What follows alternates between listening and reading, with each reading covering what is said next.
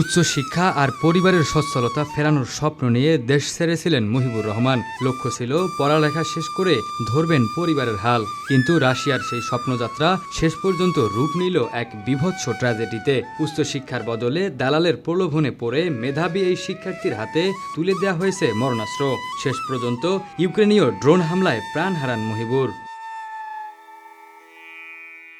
মৌলভীবাজারের এই মেধাবী শিক্ষার্থী রাজশাহী বিশ্ববিদ্যালয় থেকে স্নাতক শেষ করেছিলেন। স্বপ্ন ছিল বিদেশের নামি দামি বিশ্ববিদ্যালয় থেকে স্নাতকোত্তর পাশ করবেন। সেই স্বপ্ন পূরণের লক্ষ্যেই ২০২৪ সালের শুরুতে পাড়ি জমান রাশিয়ায়। কিন্তু কে জানত ভিনদেশের সেই মাটিই হবে তার শেষ ঠিকানা।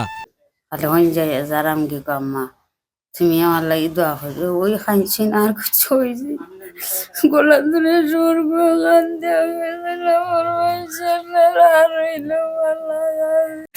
আমার বাচ্চারা আমি বাচ্চা চাই আমার মারলে তো নলতে ৪ মাসের যোগাযোগ নাই।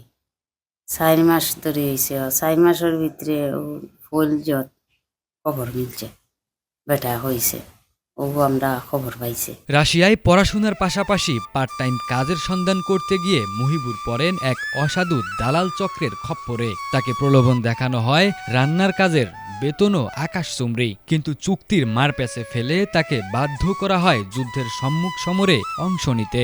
দালালের সেই অদৃশ্য ফাঁদ বুঝতে যখন পেরেছিলেন তখন ফেরার সব পথ বন্ধ। গত ৮ জানুয়ারি থেকে পরিবারের সঙ্গে সব ধরনের যোগাযোগ বিচ্ছিন্ন হয়ে যায় তার। আমার ছেলে তাই ২.৫ বছর রইয়া বাড়িতে এসে নাইয়া দিয়া খরচ করিয়া এরপরে লয় ১ মাস রয়েছেন রইয়া আরবার গেছেন রাশিয়াতেই। যাওয়ার পরে তো মনে হলো ২-৪ দিন ফোন দিছি না আপনার কাছে দিয়া ও তাকে যে বন্ধ হইল আর কোনো ফোন নাই, বুঝছেন। মাত্র তো একমাত্র আমার ছেলেই এখন রোজগার। আমি ভাই আমি পড়ার কাম করে খাই, আমি বহুত কষ্ট করি তার এই অবস্থা, বুঝছেন। কিন্তু আমার আর পরিবারও কেউ নেই চালাউরা। আমি আর রোজও কাম করি, আমি মানুষের কাছে খুব করি আনছিলাম, আমি লেখাপড়া করাইছি। তখন আমি নিরুপায়, তখন আমার ফুয়ার লাশ চাই। আমার ভাই মুহিবুর ৩ মাস আগে আমরা এম্বাসিতে গেছিলাম, ওনার কোনো খোঁজ পাই না। এজন্য যাওয়ার পর এম্বাসি কোনো তথ্য দেয় নাই বা কোনো, তারা বলছে যে সময় লাগবে অনেক। আজ ৩ মাস হয়ে গেছে, কোনো যোগাযোগ তারা দেয় নাই বা কোনো তথ্য দেয় নাই। তারপর গত শুক্রবারে আমরা খবর পাই ওনার একজন ফ্রেন্ডের মাধ্যমে যে উনি মারা গিয়েছে।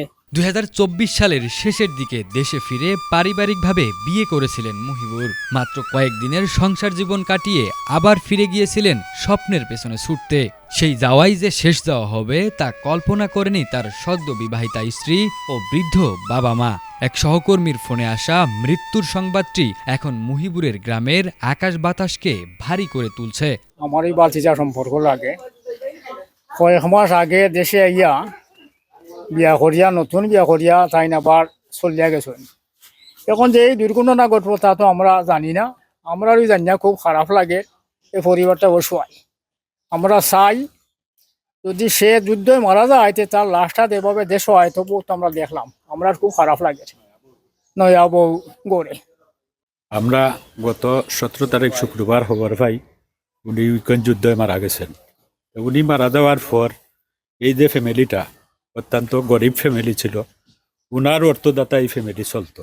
গত শুক্রবারে আমরা শুনছি যে ইউক্রেনের যুদ্ধে মারা গেছে। তো মারার পরে আমরা শুনিয়া এটা খুব আপসেট, কারণ খুব একটা মেধাবী ছাত্র আছিল এবং স্টুডেন্ট ভিসায় গেছিল রাশিয়াত। যাওয়ার পরেই প্রদেশের আর্মি যোগদান করছে, যে যোগদান করছে তার কাগজও কিন্তু আছে, ডকুমেন্টালি আছে।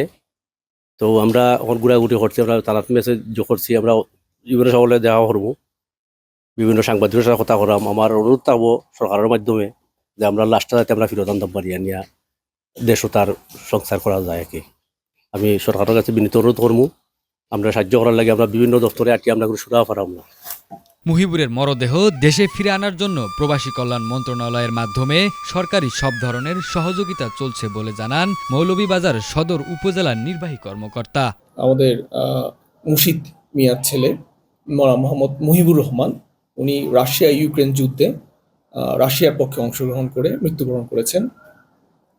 আমরা গতকাল ঘটনাটি জানতে পেরেছি, তার পরিবার গতকালকেই সংবাদ পেয়েছে।